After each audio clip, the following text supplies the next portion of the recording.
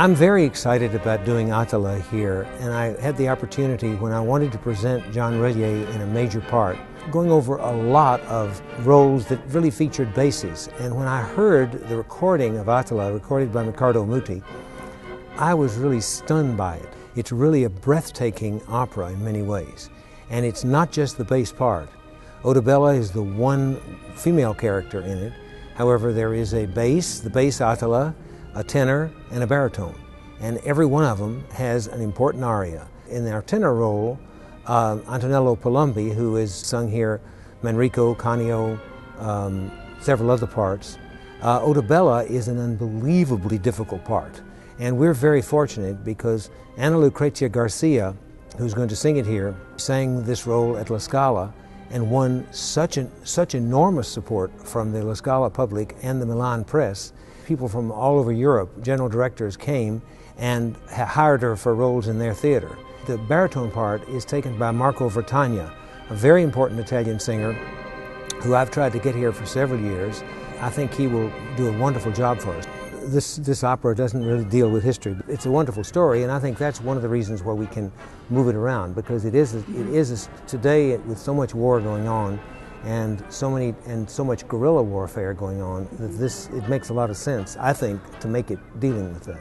We're now here to talk to our costume designer, Melanie Burgess. I looked at a lot of,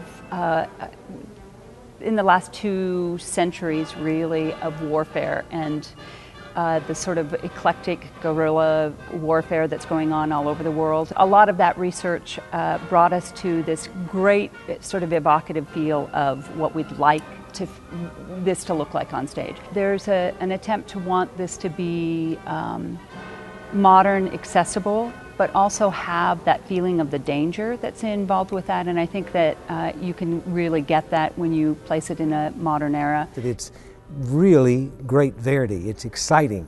I've heard from Italians where the opera is more frequently presented, the same kind of thing, that they really feel that it is so beautiful as a work that it needs to be done as long as you have the cast for it, and I think we do. Attila has a great many really wonderful arias, and these arias are really wonderful. We also have a tremendous choral involvement. When an army comes on stage of a large chorus and they're holding machine guns, that has much more of an impression on us to a modern audience than bow and arrow, which is apparently what they were really good, the Huns were very good at. We are using a very bold color palette and very controlled color palette. For instance, all the refugees, that entire scene is in a royal blue black prints, and really solidly that.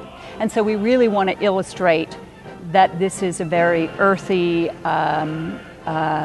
ruthless army that Attila was the head of. I think it's Verdi's most beautiful early opera, and I think it's really remarkable. And I think when we put it on the stage, you will be very surprised that you didn't know this before. Just as I think many of you were surprised when you found that Don Quixote was as good as it was last year. I think Attila, in some ways, can even make more of an impression. So, as I've often said, it's going to be a great show. Don't miss it.